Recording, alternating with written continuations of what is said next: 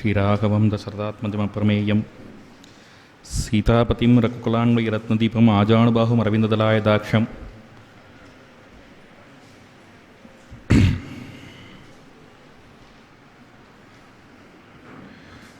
ராமம் நிசாச்சர விநாசகரம் நமாமி.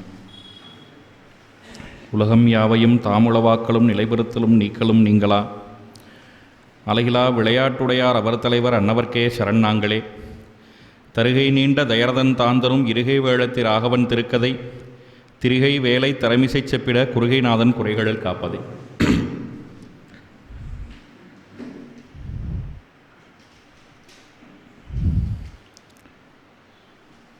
பெரிய பெரிய மகாவித்வான்கள்லாம் எழுந்தருளியிருந்த சதசாக இருக்கிறது. இதிலே இளைய புன் கவிதையாக ஒரு சில வார்த்தைகள் சுவாமியினுடைய கம்பராமாயணத்துக்கும் அவருக்கும் இருக்கும்படியான சம்பந்தத்தை அடியொற்றி ரெண்டொரு வார்த்தைகள் இந்த கோஷ்டியிலே விண்ணப்பிக்கலாம் என்று தொடங்குகிறேன். இது வாஸ்தவத்திலே ரொம்ப நியாயமாக எங்கள் சுவாமி ஷூவே அரங்கராஜன் சுவாமி அவர்தான் இந்த மாதிரியான விஷயங்கள்லாம் எடுத்துரைக்க வல்லவர். அவருக்கு அதுக்கேற்றதான தமிழ் புலமையும் கம்பராமாயணத்திலே தோய்வும் அவரிடத்திலான் இருக்கிறது. இருந்தாலும் கூட சுவாமி வயோவிருத்தராக இருக்கக்கூடிய காரணத்தினாலே சுவாமியினுடைய ஒரு திருவடி சம்பந்தம் இருக்கக்கூடிய ஒரு துணிச்சல்ல ரெண்டொரு வார்த்தைகள் இங்கே கம்பராமாயணத்தினுடைய அனுபவமெல்லாம் இல்லை இது. ஏன்னா புத்தூர் சுவாமி விஷயத்தில் அனுபவமாக அனுபவிக்கிறது, பகவத் குணானுபவம் பண்ணுறது அப்படின்றதெல்லாம் அதெல்லாம் சுவாமிக்கு இருந்தது. ரொம்ப விசேஷமாக ஏகாந்தமாக இருக்கக்கூடிய பலர் சொல்லி அப்படின்னு கேட்டிருக்கேன். ஆனால் சுவாமியினுடைய தனித்துவம் அப்படின்னு சொல்கிறது சுவாமி பண்ணியிருக்கும்படியான வாத பிரதிவாதங்கள். அந்த வாத பிரதிவாதங்களில் குறிப்பாக பகவத் பரத்வத்துக்கு எங்கேனும் ஒரு சிறு குறை ஏற்படுமேயானால் அடுத்த க்ஷணத்திலே அப்படி மூறி நிமிர்ந்து முழங்கி புறப்படுதல் அப்படின்றதா அந்த பத்திரிகை.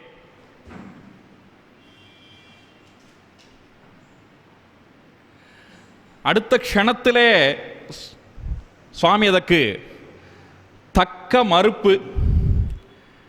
அல்ல இன்னைக்கு ரொம்ப ஆச்சரியமாக திருக்குடந்த சுவாமி சம்ஸ்கிருத பாஷையிலே ஸ்ரீராமாயணத்துக்கு ஏற்படும்படியான கொத்தைகளை எல்லாம் நீக்கும்படியாக அதை சுவாமி நியமித்து பண்ணி அதை வில்லூர் சுவாமி ரொம்ப ஆச்சரியமாக அவர் சம்ஸ்கிருதத்துலேயும் சுவாமி அதை தமிழுமாக பண்ணியெல்லாம் சம்ஸ்கிருத பாஷையிலே அதுபோக சுவாமி தான் பத்திரிகையில் நிறைய ஸ்ரீராமாயண சம்பந்தமாக வந்திருக்கக்கூடிய அந்த அபத்தங்களுக்கெல்லாம் மறுப்பு எழுதியிருக்கார். ஆனால் சுவாமியினுடைய தனித்துவம் பொதுவாக இது ஸ்ரீ வைஷ்ணவ சுவாமிகள் அவர்கள் வியாக்கியாதாக்கள்லாம் ரொம்ப ஆச்சரியமாக தமிழ் இலக்கியங்களில் தமிழ் இலக்கணங்கள்லாம் அவர்களுக்கு எவ்வளவு ஆழமான ஈடுபாடு உண்டுன்னா எங்கள் சுவாமி தம்முடைய நம்பிள்ளை உரைத்திறன் மாதிரியான நூல்களிலே சுவாமி அதெல்லாம் நிரூபணம் பண்ணி காட்டியிருக்கிறார். வியாக்கியாதாக்களுக்கு எவ்வளவு ஆழமான தமிழறிவு உண்டுன்னலாம். ஆனாலும் கூட காலப்போக்கிலே அது என்ன காரணமோ நிறைய கம்பராமாயண விஷயங்கள் ரொம்ப பிரச்சாரம் ரொம்ப குறைஞ்சாச்சு. அதனாலே இதரர்கள் என்ன பண்ணினார்கள்னா கம்பராமாயணத்திற்கு எப்படியெல்லாம் அபார்த்தம் கற்பிக்க முடியுமோ அப்படியெல்லாம் அவர்கள் மனம் போன போக்கிலே அதற்கு அபார்த்தம் கற்பித்தார்கள். அப்படி கற்பித்த அந்த பொருட்பிழையை எடுத்துரைத்து கண்டித்து அந்த கம்பராமாயணம் என்கின்ற உயர்ந்த வைஷ்ணவ இலக்கியத்தை, அதான் ரொம்ப முக்கியம். அது தமிழ் இலக்கியம்னு சொல்லுவார்கள், அதை காப்பிய இலக்கியம் என்றெல்லாம் ஒப்புக்கொள்வார்கள். அதை வைஷ்ணவ இலக்கியம்னு சொன்னால் அவர்கள் ஒப்புக்கொள்ள மாட்டார்கள். அப்படி இல்லை, கம்பராமாயணம் வைஷ்ணவ இலக்கியம்தான் என்று சொல்லி நிரூபணம் பண்ணினவர் புத்தூர் சுவாமி தான். அதில் சுவாமிக்கு இருக்கக்கூடியதான தனித்தன்மை என்று சொல்லக்கூடியது ஈடு இணையற்றது. ஏன்னா இங்கே சுவாமி ஸ்ரீ அரங்கராஜன் சுவாமி அவர் ஒரு கட்டுரை எழுதியிருக்கிறார். அந்த கட்டுரைக்கு சுவாமி ரொம்ப ஆச்சரியமாக தலைப்பு கொடுத்தார். கம்பனை காத்த குணவாளர் என்று தலைப்பு கொடுத்தார். திருவாய்மொழியை காத்த குணவாளர் என்று நம்முடைய பூர்வாச்சாரர்களை கொண்டாடுகிறார் சுவாமி மணவாள மாமுனிகள். பிள்ளானஞ்சியர் பெரிவாச்சான் பிள்ளை என்று அவர்கள்லாம் திருவாய்மொழியை காத்த. அவர்கள் எப்படி காத்தார்கள் என்று சொன்னால், அங்கே ரக்ஷணம்னு சொல்றது என்ன, காத்தல் என்பது என்னன்னு கேட்டால், அதற்கு ஆரேனும் அவப்பொருளை அவர்கள் உரைப்பார்களேயானால், அப்படி சொல்லும்படியான அந்த அவப்பொருளை கண்டனம் பண்றது அப்படின்னு சொல்லக்கூடியதுதான் அங்கே காத்தல் என்கின்ற செயல். சுவாமி புத்தூர் சுவாமி, சுதர்சன சுவாமி என்றெல்லாம் அவரை பல வழிகளே அழைத்தாலும் கூட அவருக்கு இன்னும் ரொம்ப பெரியவர்கள்லாம் வக்கீல் சுவாமி தான் கூடுவார்கள். அவர் வக்கீலாக இருந்து லௌகிகமாக அவர் என்ன வக்கீலாக இருந்து எதையும் பண்ணதாக அப்படி ஒன்றும் தெரியலை. ஆனால் அவர் தன்னுடைய ஆயுட்காலம் முழுவதுமாக சில சமயங்களில் இந்த வழக்கை நேரடியாக யார் அதை கேஸெல்லாம் போட வேண்டாம், நீதிமன்றமே அந்த வழக்கை தானே எடுத்து விசாரணை பண்ணும். அந்த மாதிரி சுவாமி யாரும் அவரிடத்துல விண்ணப்பம் பண்ணாமல் அவரே என்ன பண்ணுவார்னா அந்த கேஸ் அவரை எடுத்து நடத்துவார். அவர் கம்பனின் சமயம் நூலில் அவர் ஒரு வார்த்தை அவர் எழுதுறார். இந்த மாப்போ சி என்று சொல்லக்கூடிய சிலம்பு செல்வர் இருக்கிறாரே, அவர் இந்த மாதிரியெல்லாம் கம்பராமாயணத்தை வைஷ்ணவ விருத்தமாக அவர் எழுதிவிட்டார். கம்பன் சமரசவாதி, கம்பன் சைவனே என்று எழுதினார். இப்படி அவர் எழுதிய காரணத்தினாலே சுவாமியினுடைய திருவாக்கு, மாப்போசி இப்படி எழுதியதால் நமக்கு கம்பனை வைணவனே என்று நிறுவும் பொறுப்பு ஏற்பட்டது அப்படின்ற. பொறுப்பு ஏற்பட்டதுன்னா யாரும் சுவாமிகிட்ட இந்த மாதிரியாக நீர் நிறுவனம்னு யாரும் விண்ணப்பம் பண்ணலை. ஆனால் சுவாமிக்கு அது இயல்பாகவே அந்த விஷயத்துக்காக எடுத்து வாதிடணும் அப்படின்ற எண்ணம். ஏன்னு கேட்டால், சிறுமை கண்டு பொங்குவாய் நாம் பாரதி. அந்த மாதிரி எங்கேயாவது ஸ்ரீ வைஷ்ணவத்துக்கு சிறுமை ஏற்பட்டதுன்னா உடனே சுவாமி பொங்கி விடுவார். அது அவருடைய ஸ்வபாவமாக இருந்தது. அதுதான் அவருடைய தனித்த இயல்பு என்று சொல்ல வேண்டும். அந்த கம்பராமாயணத்தை சுவாமியினுடைய திருத்தப்பனார் அவர் முறையாக பாடமாகவே கேட்டிருக்கார். சுவாமியை தன்னுடைய கிரந்தத்திலே பதிவு செய்கிறார். தோகூர் அனந்தபாரதி சுவாமியினுடைய பேரன் அனந்தபாரதியாக இருந்த ஒரு சுவாமி, அவரிடத்திலே கம்பராமாயணம் முழுமையுமாக பாடம் கேட்பது, எப்படி ஸ்ரீ வைஷ்ணவ கிரந்தங்கள்லாம் பாடம் கேட்டிருக்கிறார்களோ, ரகசிய கிரந்த காலக்ஷேபம் பண்ணியிருக்கிறார்களோ, அதே போல கம்பராமாயணத்தையும் முழுமையாக பாடம் கேட்டிருக்கிறார்கள்.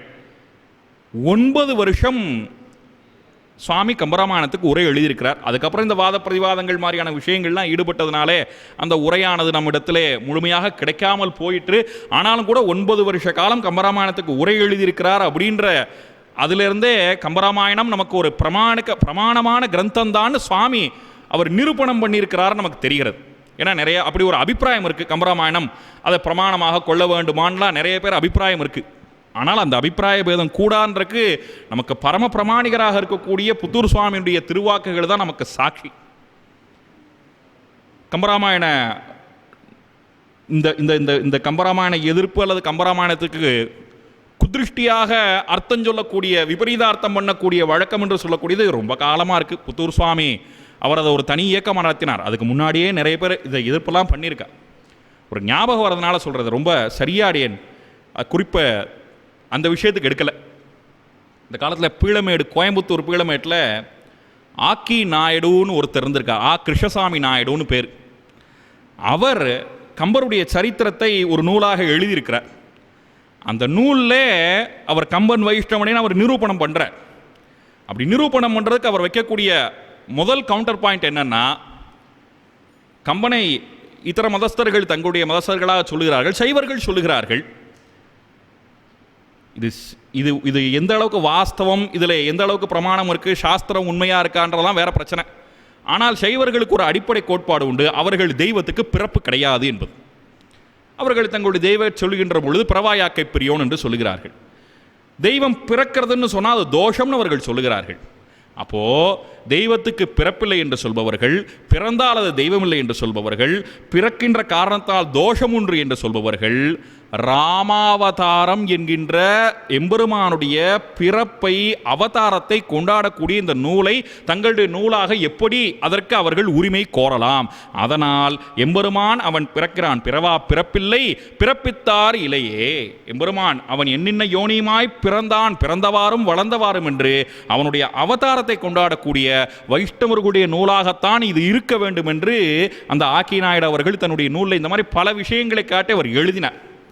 இதை ஏன் சொல்கிறேன்னா, இது நீண்ட காலமாக இந்த துஷ்பிரசாரம் நடந்து கொண்டே இருக்கிறது. கம்பன் வைஷ்ணவன் இல்லை இல்லை இல்லை என்று இந்த துஷ்பிரசாரம் நடந்து கொண்டே இருக்கிறது.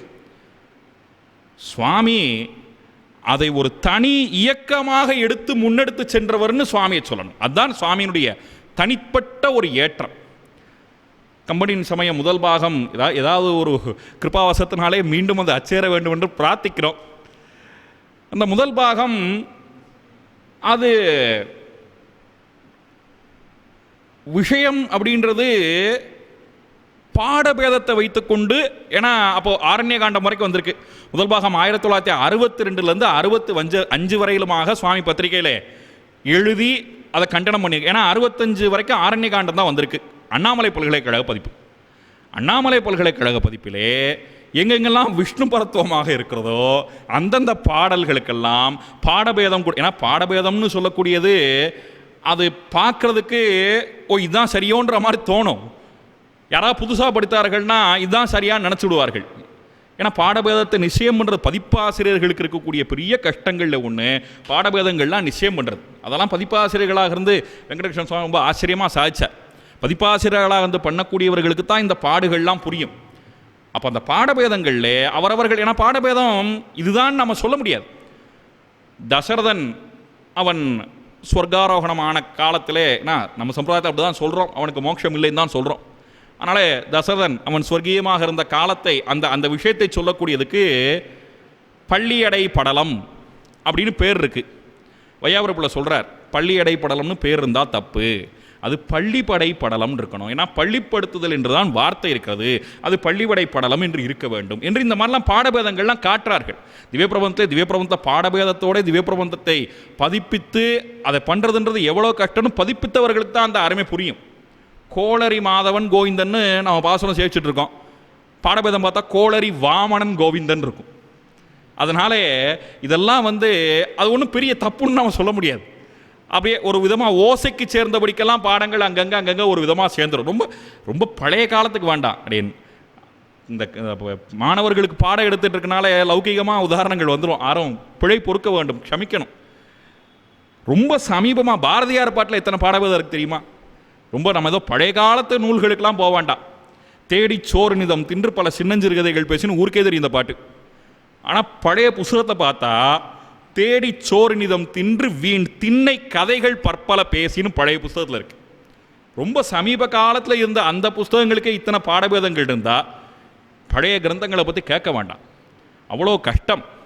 ஆனால் இதை தங்களுக்கு சௌகரியமாக பயன்படுத்தி கொண்டு எங்கெங்கெல்லாம் எம்பெருமானுக்கு ஏற்றம் கற்பிக்கப்பட்டிருக்கிறதோ அந்த இடங்களில் பூரா இவர்கள் எம்பெருமானுக்கு ஏற்றம் இருக்கக்கூடிய பாடங்களை ஆதரிக்காமல் அதை தள்ளிவிட்டு இவர்கள் வேறு விதமான பாடங்களை அங்கே காட்டுற பொழுது சுவாமி அதெல்லாம் எடுத்து தன்னுடைய அந்த முதல் நூல் என்று சொல்லக்கூடியது அதற்கு கண்டனமாகத்தான் சுவாமி அந்த கிரந்தத்தை அவர் எழுதினார்.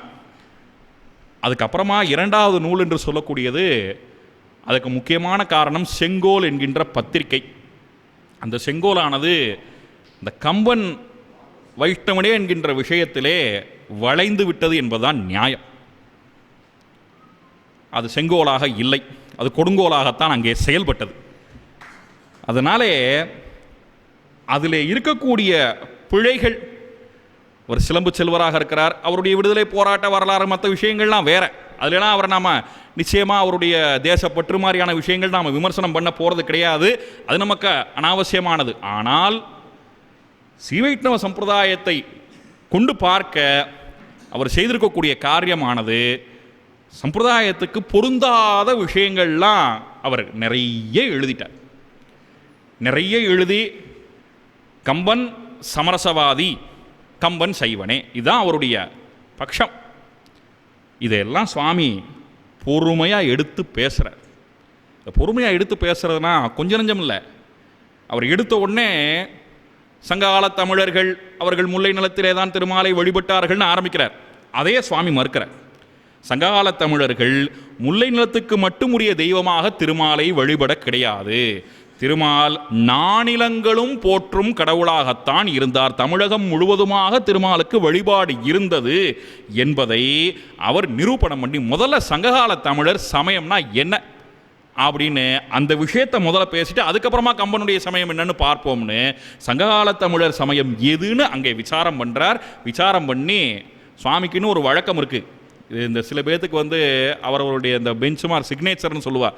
அந்த மாதிரி சுவாமிக்கு என்ன சிக்னேச்சர்னா ஒரு 10 குணங்களை எடுத்து வச்சுருவார் முன்னாடி. இந்த 10 குணங்களும் பிரம்ம லட்சணம். இந்த 10 குணங்களும் திருமாலை தவிர்த்து இதர தெய்வங்களுக்கு சங்ககால தமிழர்களால் எங்கேனும் ஏதாவது ஒரு பாட்டிலே காட்டப்பட்டிருக்கிறது என்று நிரூபிக்க முடியுமா அப்படி இந்த கேள்வி இங்கே இல்லை. ஏதோ நம்மளாம் வைஷ்ணவர்களாக கூடியிருக்கோம், நம்ம மத்தியில் அவர் கேட்குறதெல்லாம் ஒன்றும் பெரிய ஆச்சரியம் இல்லை.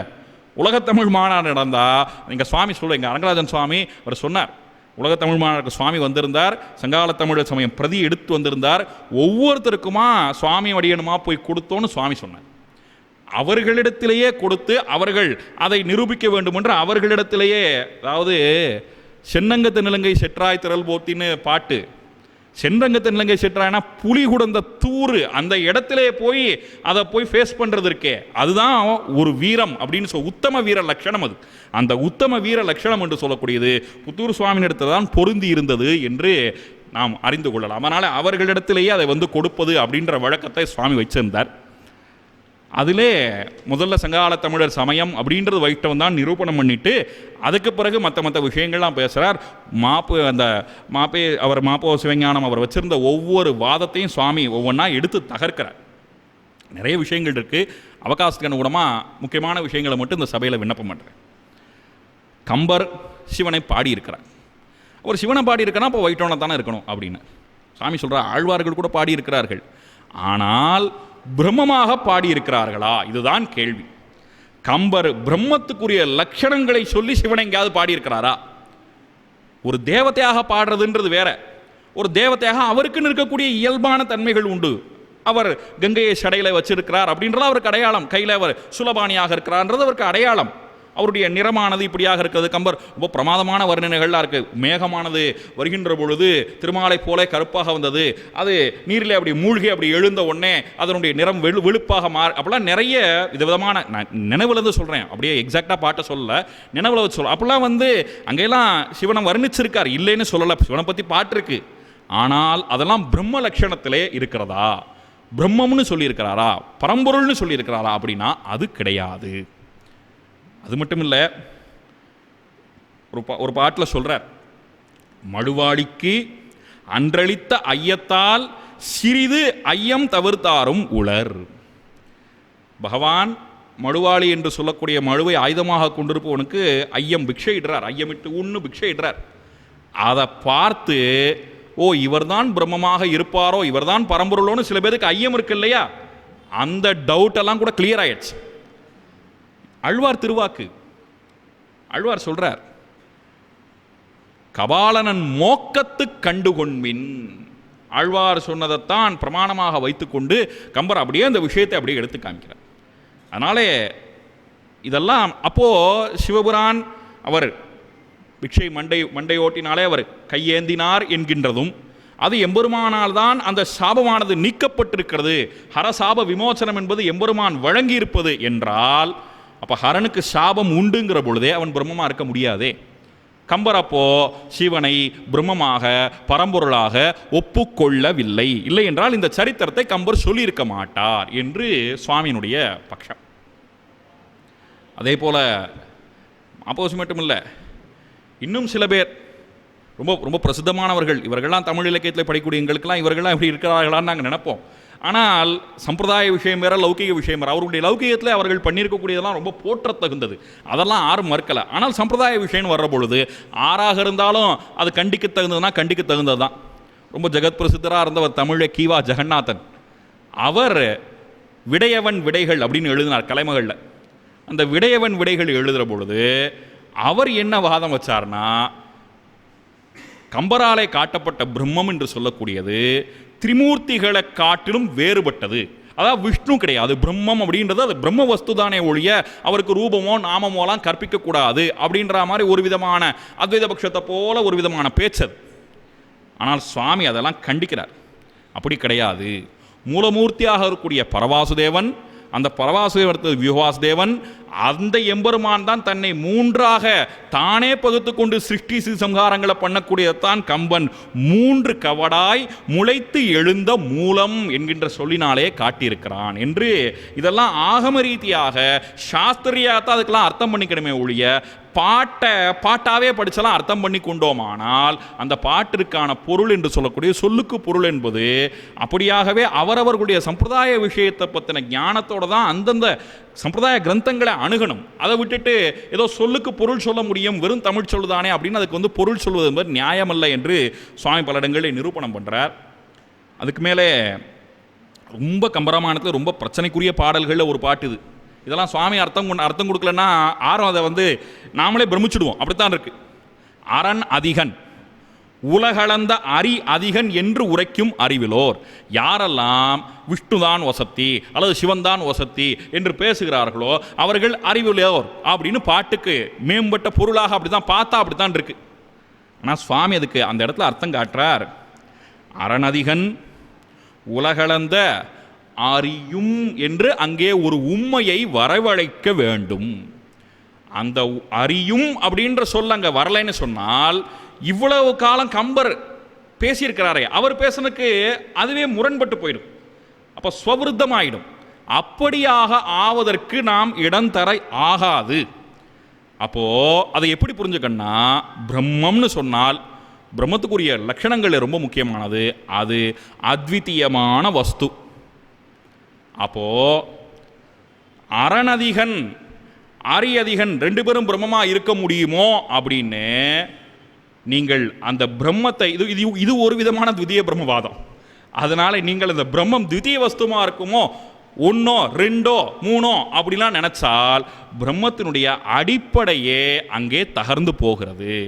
அப்படி யாராவது ஒருத்தன் சிந்தனை பண்ணால் 2வதாக ஒரு பிரம்மம்னு ஒரு வஸ்து இருக்குமோன்னு சிந்தனை பண்ணாலே அவன் அறிவிலன் அப்படின்னு தான் இந்த பாட்டுக்கு அர்த்தமே ஒழிய இந்த பாட்டானது அப்படியே ஹரி ஹர அபேதம் அப்படின்ற விஷயத்தை இது சொல்லவில்லை என்பதாக சுவாமி இந்த பாட்டுக்கு அவர் தன்னுடைய இந்த சங்ககால தமிழர் சமயத்தில் அந்த பாட்டுக்கு இவ்வளவு தெளிவாக அவர் நிரூபணம் பண்ணி காட்டுறார்.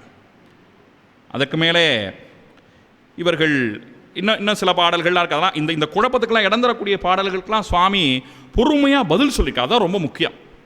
மூலமும் நடுவும் ஈரும் இல்லது ஓர் மும்மைத்தாய காலமும் கணக்கும் நீத்த காரணன். அது வரைக்கும் நல்லா இருக்கும் பாட்டு. அதுக்கப்புறம் தான் விஷயம் இருக்கு. கைவில் ஏந்தி அவர் கையில் வில் எடுத்துட்டார் அப்படின்னு சொன்னால் சரி.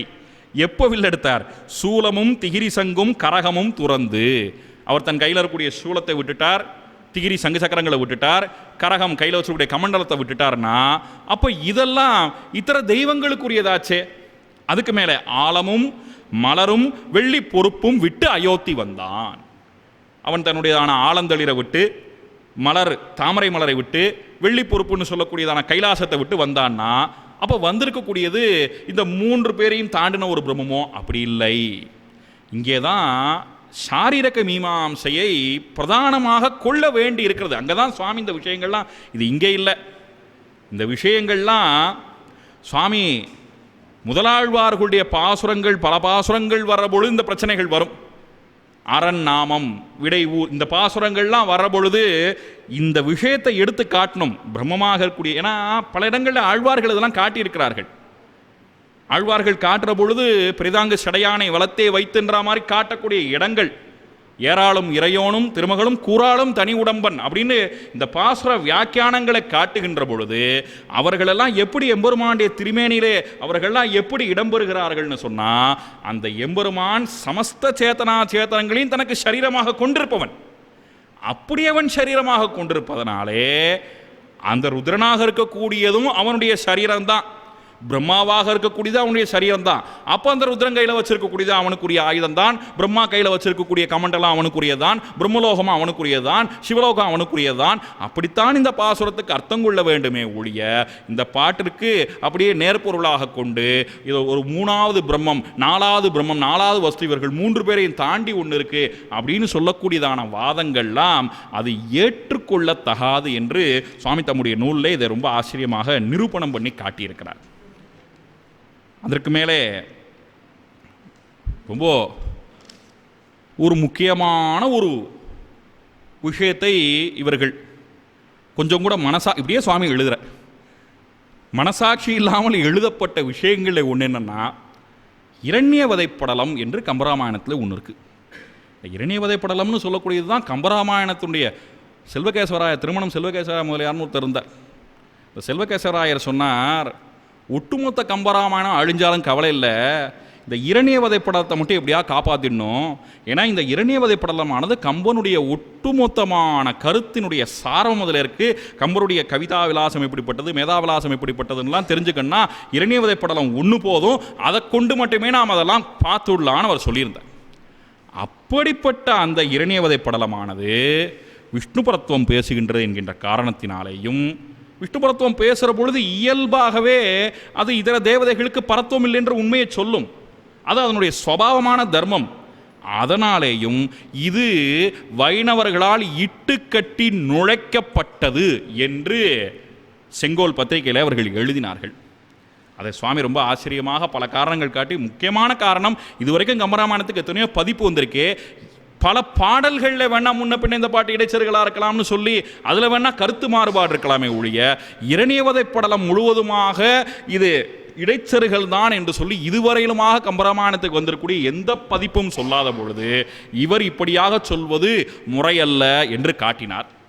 அதற்கு மேலே அதை காட்டப்பட்டிருக்கூடிய அர்த்த விசேஷங்கள் இவ்வளோ உயர்ந்த அர்த்தங்கள்லாம் இருக்கே, இப்படிப்பட்ட இந்த உயர்ந்த அர்த்தங்கள்லாம் கொண்டு இரண்யவதைப்படலத்தை பற்றி மற்றவர்கள் பெருமையாக ஊவே சாமிநாதை எப்படி பெருமையாக பேசியிருக்கிறார், தேப்ப மீனாட்சி சுந்தரன் எப்படி பெருமையாக பேசியிருக்கார், மற்ற தமிழறிஞர்கள்லாம் இரண்யவதைப்படலத்தினுடைய பெருமைகள்லாம் எப்படி. இதில் ரொம்ப முக்கியமான விஷயம், சுவாமி தன்னுடைய வார்த்தைகளை மட்டுமாக அதை பண்ணலை. அதில் அந்த புஸ்தகத்தில் ரொம்ப முக்கியம் 3 கட்டுரைகள். வில்லி பாரதத்தில் வினோத திருத்தங்கள்னு ஒரு புஸ்தகம், வாய்ப்பு கண்டிப்பாக படித்து பார்க்கணும். விபுதூர் வெங்கடசாமி ரெட்டியார்னு ஒருத்தர் எழுதினது. அந்த வில்லி பாரத வினோத திருத்தங்களுடைய ஆசிரியர் இருக்கிறாரே, அவர் இந்த நூலுக்கு ஒரு ஆச்சரியமான ஒரு அணிந்துரை வழங்கியிருக்கிறார். ஒரு புலமை, தமிழ் புலமை என்றால் என்ன என்பதை இந்த அணிந்துரைகளெல்லாம் படித்து கற்றுக்கொள்ள வேண்டும். அவ்வளோ ஆச்சரியமான ஒரு அணிந்துரை. அதே போல் சுவாமியே தன்னுடைய நூலிலே 2 பேருடைய கட்டுரை எடுத்து போட்டிருக்கார். சுப்பரெட்டியாருடைய கட்டுரை ஒன்றை எடுத்து காட்டியிருக்கிறார். பரம்பொருள் யார் என்பதை நிரூபணம் பண்ணக்கூடிய ஒரு கட்டுரையை ஒன்றை எடுத்து காட்டியிருக்கிறார். அதே போல மகாகவி ஆக்கு ஆதித்தனார் என்று ஒருவர், அவர் எழுதியிருக்கக்கூடிய கம்பராமாயணம் பாடல்களுக்கு எப்படி ஆழ்வார்களுடைய பாசம் நாளைக்கு. அதனால தான் சுவாமியினுடைய இதனுடைய ஒரு அங்கமாக கம்பராமாயண கருத்தரங்கம் நடத்துகிற காரணம் இது. ஏன்னா ஆழ்வார்களை கம்பன் அவன் கற்று பரம வைஷ்ணவனாக ஆழ்வார்கள் அடியொற்றி ஆழ்வார்கள் காட்டின வழியிலே அவன் நின்றவன் என்பதை நிரூபணம் பண்ண வேண்டும் என்பதற்காகத்தான் நாளைக்கு அந்த தினத்திலே அப்படி ஒரு கருத்தரங்கமானது ஏற்பாடு செய்யப்படுகிறது. அதிலே ஆக்கு ஆதித்தனார் அதை பூரா காட்டியிருக்கிறார். அந்த கட்டுரையை சுவாமி எடுத்து தம்முடைய நூலில் அவர் அதையும் பதிப்பித்திருக்கிறார். அதற்கு மேலாக பல உயர்ந்த விஷயங்கள் விஷ்ணு பரத்துவத்துக்கு எங்கெங்கெல்லாம் வாய்ப்பு இருக்குமோ, இப்போது சொன்னார் இல்லையா அப்பேதீட்சிதர், இந்த விபீஷண சரணாகதின்னு சொல்லக்கூடியதே இல்லை என்று அவர்கள் அப்படியாக பேசுறது அவர்களுடைய ஏன்னா அவர்களுக்கு சரணாகதி பண்ண வேண்டிய தேவை இல்லை. சரணாகதின்னு ஒன்று பண்ணிட்டோன்னு சொன்னால் பகவான்னு ஒருத்தன் ஒத்துக்கணும், அவனுக்கு கீழே நமக்கு சேஷத்துவம் இருக்குன்னு ஒத்துக்கணும். அவர்களுடைய சித்தாந்தத்துக்கு இந்த சரணாகதின்றது ஒத்து வராதனால மொத்தத்துக்கு ஸ்ரீராமாயணத்துக்கு இருக்கக்கூடிய பெருமையாக அது சரணாகதி சாஸ்திரங்கிறது தான். மொத்தத்துக்கே அந்த சரணாகதியே இல்லைன்னு இவர்கள் ஒரு கட்சி கட்டி விடுகிறார்கள். இந்த மாதிரி விஷயங்கள்லாம் ரொம்ப துணிச்சலாக இதெல்லாம் நம்பக்கூடாதுன்றதுக்கு எங்களை போன்றவர்களுக்கெல்லாம் புத்தூர் சுவாமியினுடைய கேள்வி பதில்கள் தான் கதி. இந்த இடத்துல இதை நினைவுபடுத்தணும். அதாவது இது நன்றி அறிதலுக்காக இந்த வார்த்தையை சொல்கிறேன். வைஷ்ணவ சம்பிரதாயத்துக்குள்ளே வந்தோன்னா ஏதோ விஷ்ணு பக்தியிலே வந்தோன்றது வேற. குடும்பமாக நாங்கள்லாம் பாகவதர்களாக இருந்தவர்களுக்கு பாட்டி எல்லாரும் பாகவதர்களாக இருந்தால் பாட்டெலாம் பாகவதர்களாக இருந்தார்கள்னு வைஷ்ணவத்துக்குள்ளே வந்தோம். ஆனால் விஷ்ணு பரத்வ புத்தின்னு சொல்லக்கூடியது, அதில் ஊன்றி நிற்கக்கூடிய புத்தின்றது சுவாமியுடைய கிரந்தங்கள் கொடுத்த சொத்து. எங்கள் சுவாமி அரங்கராஜன் சுவாமி பத்திரிகையை கொடுத்து படிக்க சொல்லுவார். அதே மாதிரி மதுரையில் இது நன்றியோடு நினைவு கொள்ள வேண்டிய தருணம். மதுரையில் ஒரு பாவத்திரமா இருந்தால் அலமேலம்மாள்னு பேர். இங்கே கோயிலில் இருந்து நரசிம்மாச்சார சுவாமிலாம் காலக்ஷேபம் பண்ணவள். மதுரையில் அவர்கள் அப்புறமா வந்து வாசம் பண்ணார்கள். சுவாமியுடைய புஸ்தகங்கள்லாம் அப்படி அப்படியே திருமாளிக்கு வரும். அப்படி அப்படியே எடுத்து அப்படின்னு ரொம்ப அப்போ சின்ன வயசு அப்போ தான் 10th 12th படிச்சுட்ருக்கேன். அதனால் அப்பப்போ வரக்கூடிய பழைய புஸ்தகங்கள்லாம் எடுத்து கொடுத்து சாயந்தர வேலைகளில் ஸ்கூல் விட்டு வந்தால் சுவாமியுடைய புஸ்தகங்கள்லாம் கையில் வச்சுட்ருப்பேன். சுவாமியுடைய இந்த கேள்வி பதில்கள் வழியாகத்தான் இதெல்லாம் ரொம்ப தைரியமாக சுவாமி அதில் அவர் பண்ண கண்டனம் தான் மனசில் அந்த விதையை மறந்தும் புறந்தொழாமை என்று சொல்லக்கூடிய அந்த விஷயம் இருக்கிறதே. பகவத் சேஷத்துவத்திற்காட்டில் அந்நிய சேஷத்துவம் கழிகையே பிரதானம் என்கின்ற விஷயத்தை உறுதிப்படுத்தியது சுவாமியினுடைய எழுத்துக்கள் தான். அது ஒரு நிரூபணம் பண்ணக்கூடிய அற்புதமான ஒரு வாதம் அது. அதனால் விபீஷண சரணாகதி சாஸ்திரோக்தமானது தான் அப்படின்னு எடுத்துக்காட்டி அதனுடைய வைபவங்களை எல்லாம் கம்பராமாயணத்தில் இருந்து எடுத்து காட்டுகிறார். அதற்கு மேலாக பல விஷயங்கள் ஒரு பாட்டில் சித்தச்சித்தீஸ்வர தத்துவத்திரைய விஷயங்கள்லாம் சொல்லி 25 தத்துவங்கள், 25 தத்துவங்களுக்கு மேற்பட்டதான 26வது தத்துவமாக பகவான் இருக்கிறான் கம்பன் சொல்கிறான். அதை அப்படியே எழுதுறல விஷயம் சுவாமி எழுதுகிறார். ஆக 25 தத்துவங்களுக்கு மேற்பட்டு 26வது தத்துவம் உள்ளது என்று ஒப்புக்கொள்வதால் கம்பன் விசிஷ்டாத்வைதியே. Point number 1. பாயிண்ட் நம்பர் 2, 36 தத்துவங்கள் உண்டு என்று சொல்லக்கூடிய சைவர்களை இங்கே மறுக்கிறார். சுவாமிக்கு இதிலே உடன்பாடு இல்லை அப்படின்னு எழுதுகிறார். அதுக்கு மேலே ரொம்ப ஒரு மூமு இஸ்மாயில் ரொம்ப அவர் ஜஸ்டிஸ் அப்படி பிரசித்தமாக இருந்தவர். ஆனால் கம்பராமாயண விஷயத்திலே அவருடைய நீதி வழுவி இருக்கிறது என்பது தான் சுவாமி நமக்கு எடுத்து காட்டுறார். அவர் ஒரு பாட்டை வைத்துக்கொண்டு வாலியை தான் கொன்றது தவறு என்று சக்கரவர்த்தி ஒப்புக்கொண்டு மன்னிப்பு கேட்டான் அங்கதனிடத்திலே. அதனால்தான் இது பொருத்தி என்று சொன்னான். அதனால் இந்த பொருத்தி என்பது பொறுத்து கொள்வாயாக, மன்னிப்பாயாக அப்படின்னு அர்த்தம். அதனால வாலிவதை அப்படின்னு சக்கரவர்த்தி பண்ணது தவறுதான், அதை ராமனே ஒப்புக்கொண்டான்ற அர்த்தத்தில் எழுதிட்டார். இப்போ இந்த பொருத்தின்ற சொல் இருக்கே, அதுக்கு மன்னிப்பாயின்னு மட்டும்தான் அர்த்தமா? அந்த ஒரு சொல்லுக்கு எத்தனை அர்த்தம் இருக்குது? அதை வெளியில இருந்து அந்த அர்த்தத்தை காட்டினா அது இல்லை சாமர்த்தியம். சுவாமி கம்பராமாயணத்திலிருந்தே காட்டுறார். இரண்யன் அவனுடைய பெருமையை சொல்கிற பொழுது பூதம் கண்ணிய வலியொடு ஒரு தனி பொறுத்தான். அந்த இரண்யன் அவ்வளோ தன்னுடைய வர பலத்தினாலே பஞ்சபூதங்களாலே சூழப்பட்ட இந்த உலகத்தை தான் ஒருத்தனே பொறுத்தான்னா என்ன அர்த்தம்னா தாங்கினான்னு அர்த்தம். அப்போ இந்த இடத்துல பொறுத்தல் என்ற சொல்லுக்கு தாங்குதல் என்பதுதான் பொருள். அதே போல ராவணன் இந்திரஜித்துடைய தலையில்லாத உடலை கொண்டு வரான். அப்படி கொண்டு வர பொழுது மைந்தன் மகுடச் சென்னி போதலை புரிந்த யாக்கை பொருத்தனன். யாக்கை பொருத்தனன்னா உடம்பை கையிலே தாங்கி கொண்டு வருகிறான். ஆனால் மூமு இஸ்மாயில் பொருத்தி என்ற இந்த சொல்லை அவர் இந்த வார்த்தை வரை எழுதாதான் இங்கே கஷ்டம். அவர் என்ன எழுதுகிறார்? பொருத்தி என்ற சொல்லை மன்னிப்பு என்கின்ற பொருளே கம்பராமாயணம் முழுவதுமாக பயன்படுத்தப்பட்டிருக்கிறது அப்படின்னு எழுதுனா சுவாமி அந்த வார்த்தையை பிடிச்சிட்டார். அப்படி இல்லை, இந்த பொருத்தல் என்ற சொல் வேற வேற அர்த்தங்களிலே தாங்குதல் என்கிற அர்த்தத்திலே பயன்பட்டிருக்கிறது. இப்போ இவனை அடுத்து யுவராஜ பட்டாபிஷேகம் பண்ணுவதைப் போல அந்த உடைவாளை எடுத்து இது பொருத்தின்றது, இதுன்றது அண்மையிலே நடந்த ஒரு நிகழ்வை, அண்மையில் இருக்கக்கூடிய ஒரு விஷயத்தான் இதுன்னு சொல்ல முடியும். அவங்க தகப்பனாரை கொண்டது, தகப்பனார் கூட பேசினது செஞ்சதெல்லாம் நடந்து முடிஞ்சாச்சு. இப்போ எதுக்க வந்து நிற்கிறவன்ட்ட அவன் பேசணும். அப்போ அந்த இதுன்ற சொல்லுக்கு இதுக்கு முன்னாடி நடந்த நிகழ்வுகளோடு சொல்வது என்பது அது பொருந்தவில்லை என்று மூமு இஸ்மாயிலை மறுக்கிறார். குன்றக்குடி அடிகளார் அதெல்லாம் யார் யாரை மறுத்திருக்கான்னு இது ஏன்னா இதெல்லாம் வந்து ப்ராட்காஸ்ட் ஆகி வெளில போகிறது. ஒரு 2 நிமிஷம் எடுத்துட்டா கூட இந்த விஷயங்களுடைய இந்த கோட்டியில் விண்ணப்பம் பண்ணுறேன், பொறுத்துக்கணும், கொஞ்சம் காலதாமதமாக இருக்குது, பொறுத்துக்கணும். குன்றக்குடி அடிகளார் அவர் ரொம்ப சாமர்த்தியமாக பேசுகிறதாக ராவணனை கொன்றான், துரியோதனனை கண்ணன் கொன்றான், ஆனால் சூரபத்மனை முருகன் கொல்லவில்லை. அது மரக்கருணை, உயிரை பறிக்காமல் அவனை மாற்றிக்கொண்டான், வேலும் சேவலும் மயிலுமா மாற்றிக்கொண்டதோ ஒரு சரித்திரம் இருக்குது. இதை சொல்கிறார் சுவாமி, பதில் சொல்கிறார்.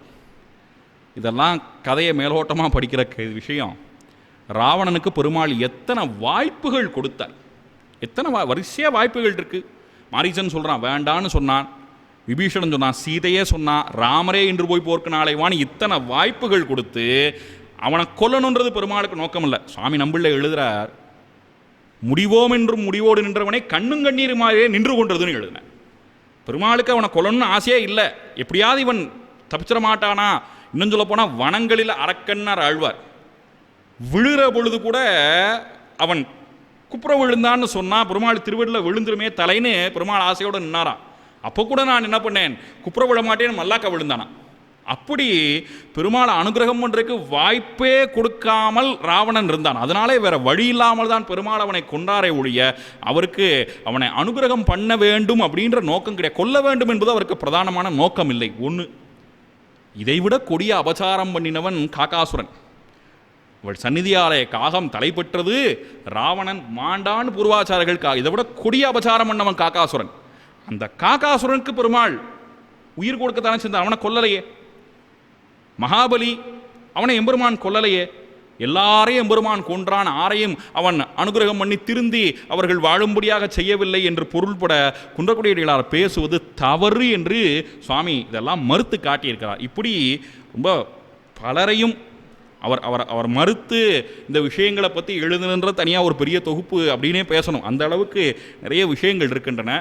இவ்வளவு துணிச்சலாக கம்பரை காத்தல் என்பது இவர்களிடத்தில் தான் இந்த மாதிரியான அபவாதங்களில் இருந்தெல்லாம் அதற்கான பொருள் உண்மையை எடுத்துரைத்து கம்பன் பரம வைஷ்ணவன் என்பதை ஆழ்வார்களுடைய வழியை பின்பற்றி ஆழ்வார்களுடைய சொற்களை பின்பற்றி அவன் பரம வைஷ்ணவனாக இருந்தான் என்கின்ற விஷயத்தை சுவாமி தம்முடைய சங்கால தமிழர் சமயமே கம்பனின் சமயம் என்கின்ற நூலின் வழியாக அவர் நிறுவியிருக்கிறார்.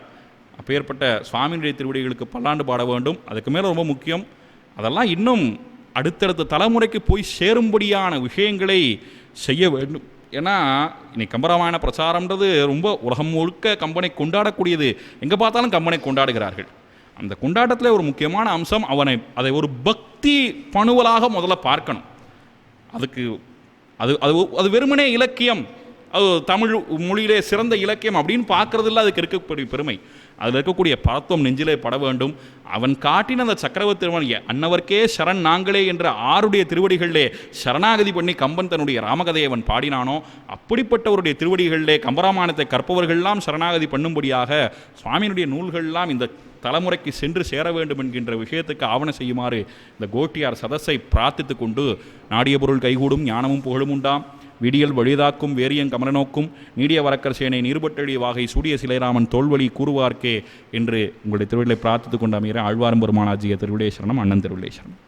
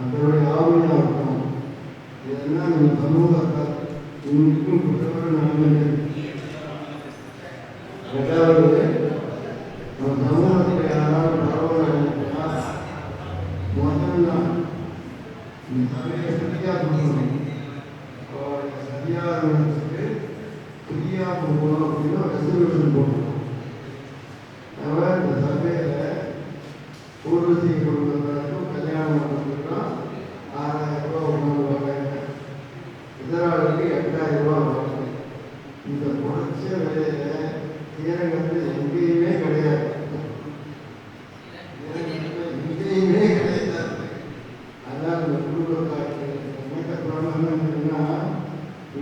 ப்ராப்ளம் தான் நான் வரும். சர்வீஸ் டு சொசைட்டி இது சர்வீஸ் டு காட். அந்த நிலம் தான் அது பண்ணிட்டு. அதே மாதிரி வார்த்தைகளே இல்லை.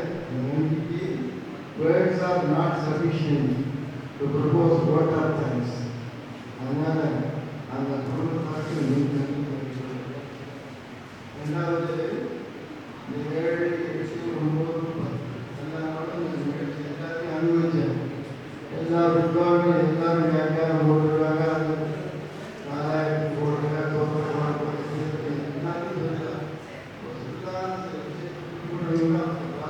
கேட்டு வாங்க. அந்த நிச்சயம் அன்னிகாலத்திற்கிட்ட சந்தியாவதற்கு புத்தகம் போட்டு மார்க்கெட்டில் சந்தியாவதற்கு புத்தகம் கிடையாது. நான் எதுவுமே வியாக்கியானம் கிடையாது. சந்தியாவதன் புத்தகத்தை அர்த்தத்தோடு போட்டு அவர்களை எடுத்த உடனே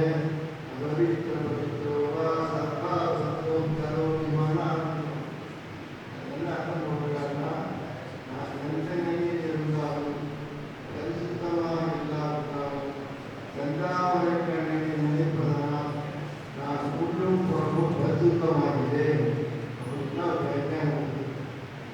அதை வந்து மாதிரியான சொல்லும்போது சூரியனை பார்த்து சொல்லுவோம்.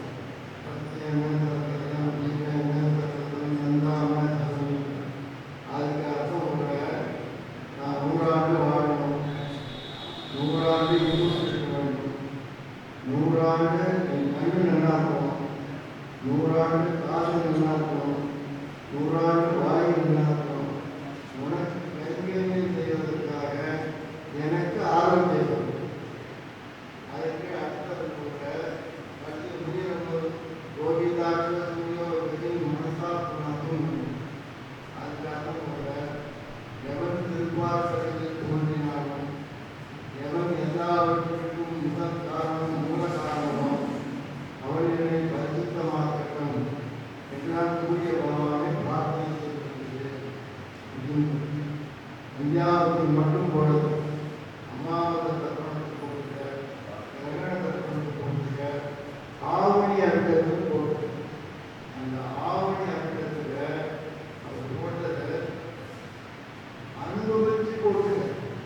அதாவது புத்தகம் வந்து செல்ஃப் எக்ஸ்பெரிமெண்ட். அதாவது கிடையாது.